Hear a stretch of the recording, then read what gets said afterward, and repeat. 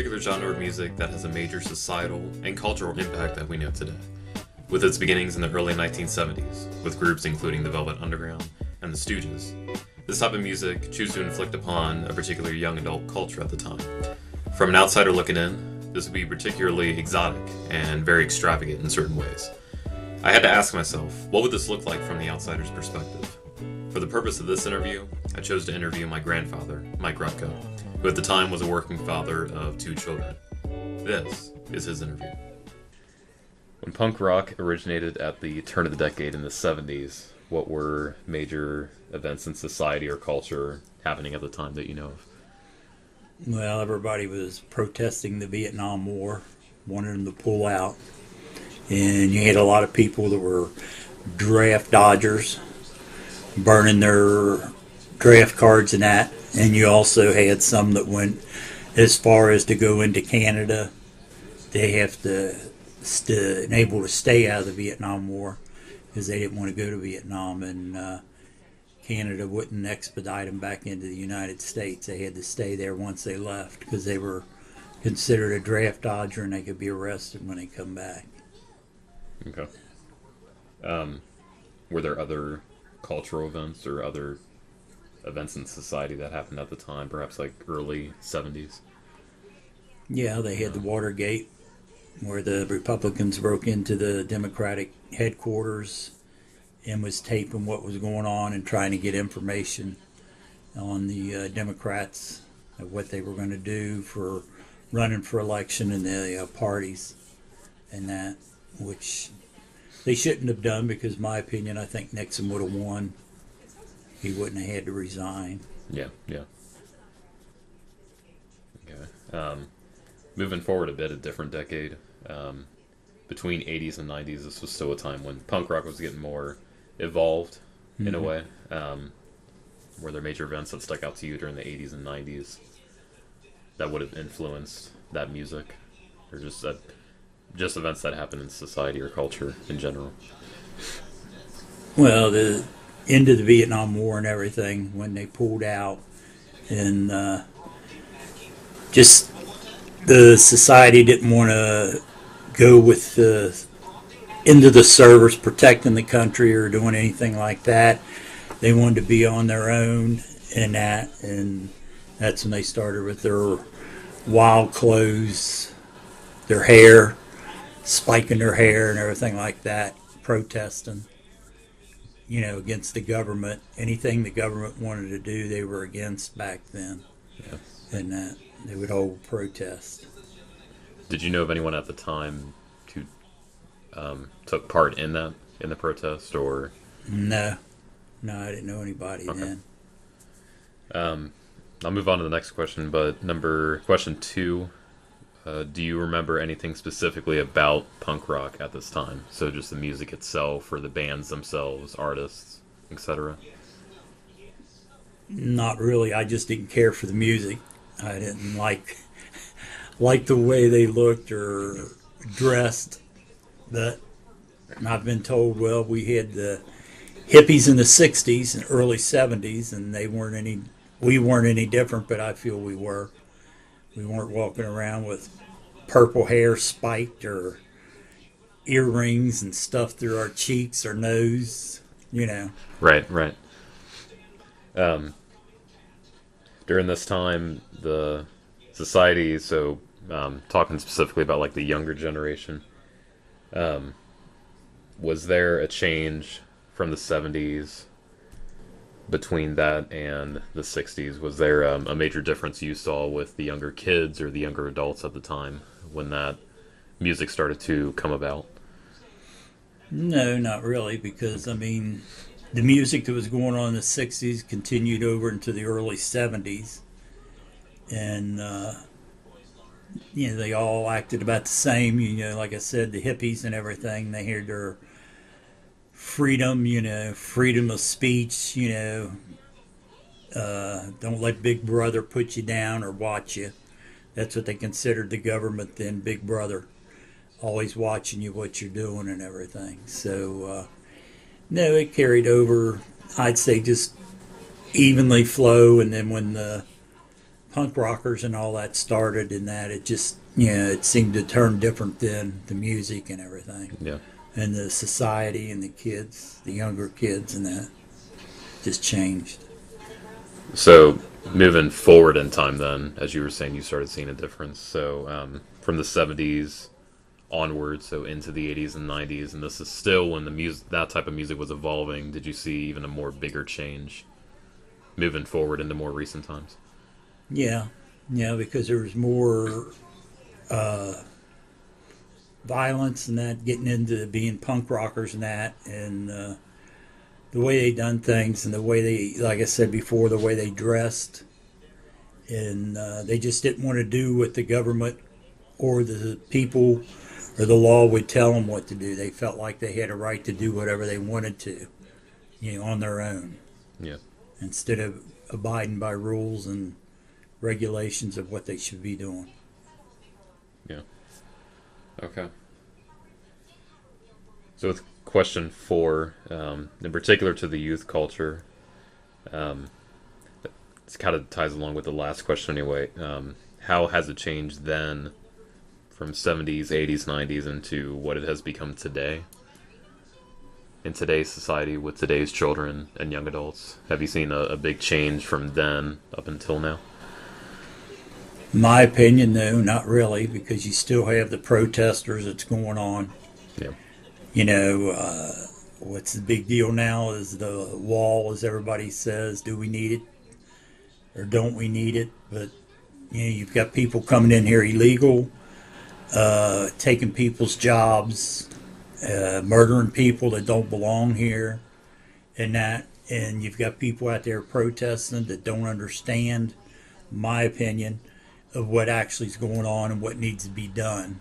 But then if something happens to them, then they're going to be, well, where was the government? The government didn't help me. Well, the government's trying to help them. But they are still out there protesting now, just like they did for the Vietnam War and everything else. Yeah, yeah. So in that regard, would you say like history is repeating itself in a way from what it was in the '60s or '70s? Yeah. Okay. Yeah, it's repeating themselves because they're not wanting the wall. They're not wanting to fight in Afghanistan and to stop communism, the ISIS, and all that. My opinion is, I always say, yeah, we might have to go to a foreign land, but I'd rather be in a foreign land than having to fight it here on our land and in our country to stop it from coming over here. Mm-hmm. And that. Right. Okay. This ties into a previous question here, but between the '70s and '80s, what do you remember from punk rock in terms of the music, the clothing, the attitude, and the venues?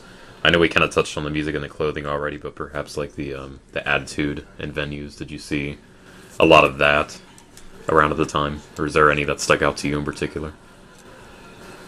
Not really. I mean, just like you're saying before about the clothes, we said it before, but I mean, just my opinion, the goofiest clothes I ever seen they would wear, like suspenders or bib overalls with big brass buttons on them or silver buttons and all of that, and then their headgear.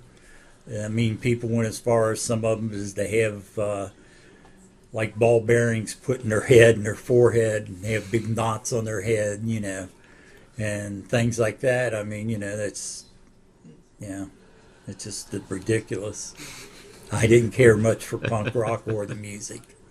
So it was definitely geared toward the real extravagant, the real exotic kind of clothing, not something not others would wear at the time. Right. Not something that was conventional. Yeah. And, it would be just something the young, as they say, punks and punk rockers would wear. Yeah. It's nothing you would see you or me or an ordinary person walking down the street wearing. Yeah. Exotic in that way. Okay. Yeah. What about the venues in particular? Were there any that stuck out to you, or like perhaps ones that you saw on the news or talked about by others that just like stuck out to you as a way that was unconventional again? Something that was exotic? Well, some of them they held at regular places their music at, and some of them they would hold them in like warehouses and have music there and stuff like that, where you could get more people in and that, instead of like at a venue where you couldn't house that or put that many people in there. But they'd have them in warehouses where people didn't know about them except the punk rockers. The police wouldn't know about them, anything like that. It was just like sneaking in to get in there and do their thing and have a big party. Yeah, yeah.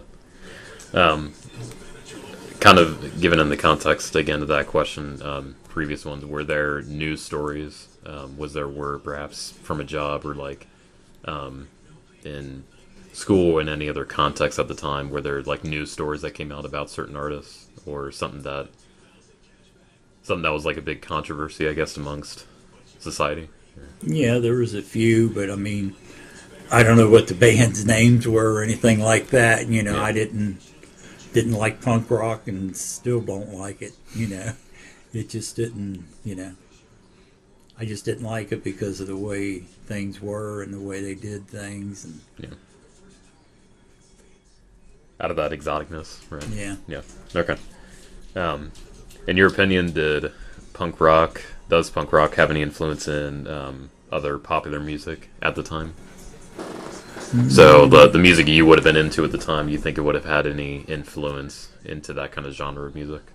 No, because I like the hippie music, I guess you would say, like Santana, the Beatles, Right. stuff like that. I didn't listen to punk rock, and no, it was all 60s music and early 70s. Yeah. So, in a way, you just think like they were their own artists. They were doing their own different genre Right, of music, separate from punk rock. Right, they were doing their own little thing. Where in the 60s, early 70s, you had like the Beatles, Clearwater Revival, and all them, where the punk rockers were just like all one big thing. Than that. Okay. Last question here, and then I'll do some add-ons in addition to that. But what kind of legacy, if any, do you think punk rock has left on our culture and society? A bigger question. Yeah. And another word for it, is there any influence that punk rock at the time has put into our society today? In a way, has that origination influenced our society today? I think maybe a few things, and that's it. I mean, you still have people that'll get a mohawk or whatever, and now, which the punk rockers did back then, they would color their hair different colors and everything, and you've got that going on now. And it's not just the young people, you got older people that do it too. Blue hair, purple hair, green hair. So that's, to me, it's kind of carried over. Something like that's kind of carried over, and that. But as far as the music, I don't see anything, to me, in my opinion, that carried over. So not really within the music, but you would think in like the attire that's worn, the attitude that's given. Yeah. The way that people maybe still protest the same ways they did in the 70s. Yeah, they still protest, I mean, what was there, like 4 or 5 protests going on the other day because of Trump saying about putting the wall up. They're all against it. So, I mean, it just carries over. There's always been protests. There's always going to be protests. There's always going to be somebody that don't agree with what you're doing. So it doesn't make any difference like now, 70s, the 80s, the 90s. This is 2019, and people still don't care and don't understand or don't want to understand. They just want to get out there and protest. Probably if you ask half of them people that are protesting what they're protesting about and what for, their reasoning, they probably couldn't tell you. All they know is, well, she's over there and we're friends, so I'm going to hold up a sign and protest with her. And I mean, there'll always be protests. You're never going to make anybody happy, no matter what you do. Last question I have, and it kind of ties in just as a whole with this. So, punk rock supposedly was originated because the younger people at the time were trying to have a voice in the issues that were going on at the time. Do you think, in comparison to today's society, there's still different issues, different conflicts to resolve? Could another genre of music come up then in order to signify like their voice and trying to make change? I don't know. That's a good question. Yeah. I don't know. I mean, it's just, you really can't say. I can't say on that. I don't know. I don't have an opinion on it. I really don't. Yeah. I mean, yeah, everybody's got their own kind of music and everything, what you're saying, and culture. But as far as now, I don't know. Okay. Well, that is all the questions that I have. Thank you. In concluding the interview with my grandfather, there were many things that stuck out to me personally. But perhaps the biggest piece of information, and something that we both acknowledged in the interview, is that history tends to repeat itself. Much like in the early 1970s, there were many issues that were affecting society and culture at large. A few of those just being the Watergate scandal, the Vietnam War, the energy crisis, and many more. A young adult culture at the time used punk rock, a particular genre of music, to associate their voice on the matters at hand. In today's society, we have issues that affect society and culture at large in different ways. Some of those being equal rights for women, equal rights for people of different orientations and races, equal pay among salaried jobs, climate change, and many more. Even today, we have a young culture that associates with a particular genre of music, much in the same regards with punk rock. In my opinion, I believe the young adult culture today associates most closely with hip-hop and rap culture of music. The biggest example of that is with an artist, Childish Gambino, and his single, This Is America. Within that music and his music video online, he addresses many of the cultural issues that we as a society are experiencing today.